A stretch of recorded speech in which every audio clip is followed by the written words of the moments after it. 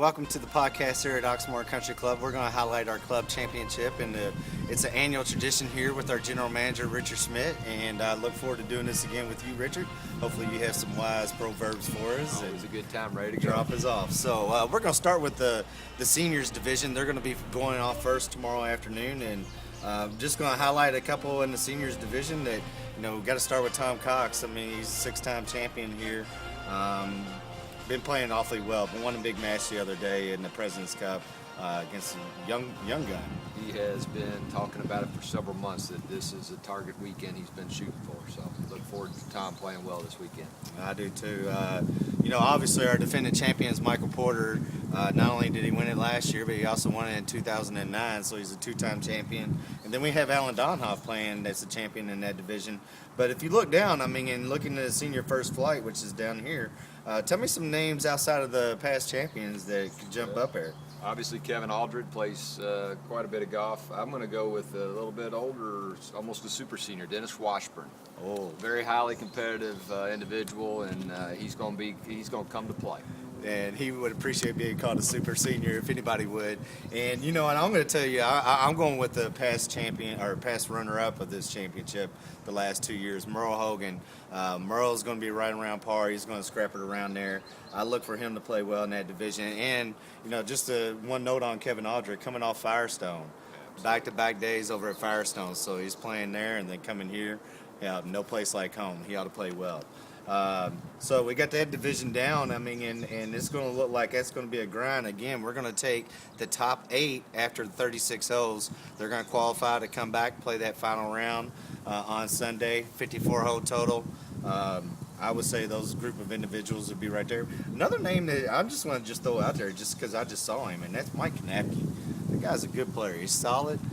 He gets it around there, and I would watch him playing well this week. So let's move on into the men's division. And the men's division is something that we kind of created because there was some conflict of our new tees and what we have. And since we created it back in 2010, we've had one winner, and he's won it every year, and that's Tony Hall. So what do you think about that division this year? For a four-peat, that's pretty impressive. Yeah. Again, the ones that stand out are the individuals that play day in, day out, especially if we're going to go 54 holes. Mm-hmm. There's going to be some stamina involved with it. It's going to be a little hot and humid.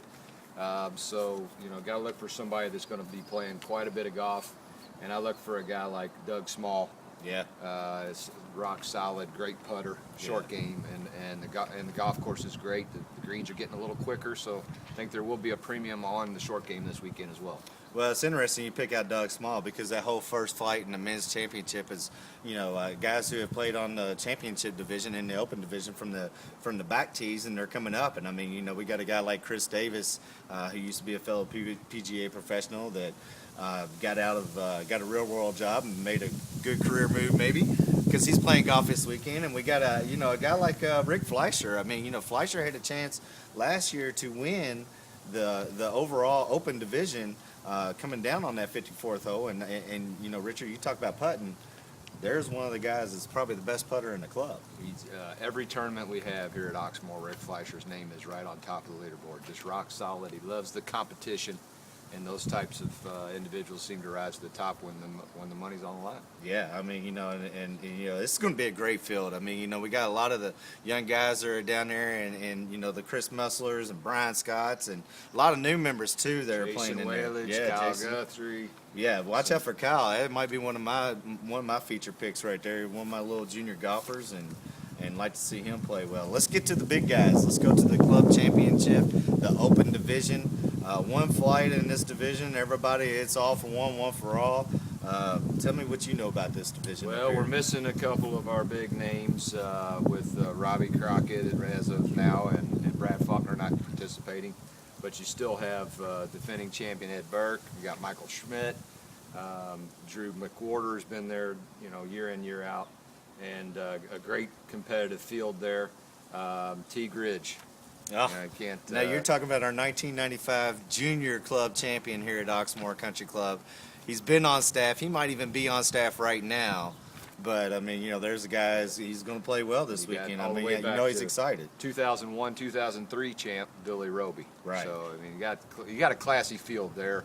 any of those individuals, I think, could put it together. I tell you, last year he was knocking on the door. He was very consistent. It was Drew Sandifer. I mean, I got him highlighted, and then I also got Ben Jansen. I mean, there's a guy who loves it when it's firm and fast. He knows how to hit that country draw around here, and you can see him posting a couple of good scores in that division. So, wide open this year, and I think it's going to be one again. We're going to get to the top 8 if they're grouped together. Those last 6 holes are going to be awfully strong.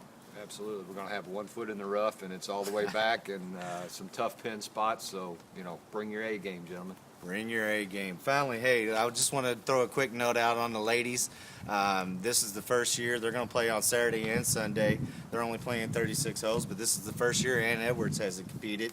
And Ann, unfortunately, she said she had to go, and she tried everything she could to get into the field, but she unfortunately is not going to be here.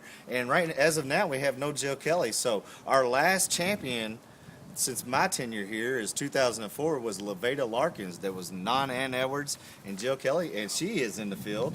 I see Levada, but outside of that, we're going to have a wide open division here. What do you think about that? It's going to be very interesting to see with 2 days and a lot of newcomers. See what the pressure will be. I think it'll come down to the last couple holes. I like Debbie Kaufman. Oh, there you go. Nice, solid player. I think she's got some good experience and may rise to the top there. Yeah, and I mean, I tell you what, she's been playing awfully well. I'm going to go and I'm going to look a little bit deeper on that, and I'm going to go down and I'm going to pick out a lady who's been playing phenomenal golf this year, and that's Kathy Clemens.